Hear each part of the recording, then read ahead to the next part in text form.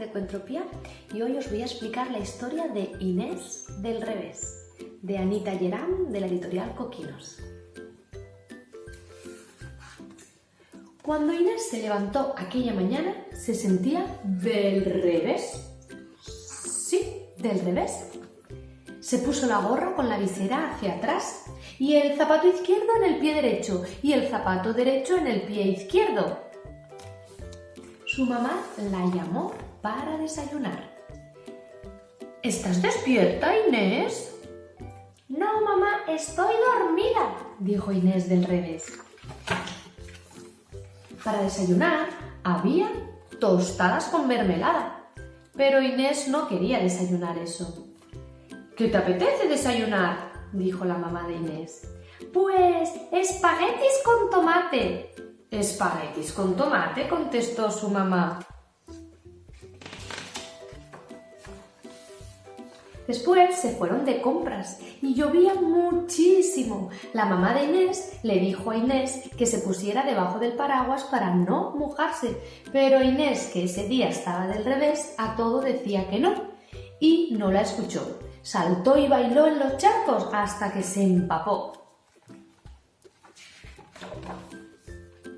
Durante todo el día, Inés del revés lo hacía todo del revés. Montó en bicicleta con el manillar hacia atrás y caminó sobre las manos y leyó un libro al revés e hizo volar la cometa por el suelo. Su mamá, que la miraba y observaba todo el día, decía: «Ay, Inés, Inés del revés». Pero de repente se le ocurrió una idea. Esa misma noche, a la hora de dormir, la mamá de Inés acostó a Inés al revés, con la cabeza en los pies y con los pies en la almohada del revés. Luego descorrió las cortinas y encendió la luz. Besó a Inés en los pies y le dijo: «Buenos días, Inés». «Buenos días, mamá, pero si es de noche». Inés se reía sin parar. «Ay, mamá del revés», dijo.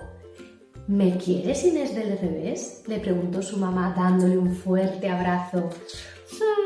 Pensó Inés. «No», contestó Inés del revés y le dio a su mamá un beso enorme de buenas noches. Y colorín colorado, este cuento ya se ha acabado. Deseo que os haya gustado mucho. Un abrazo y muchos besos. Adiós.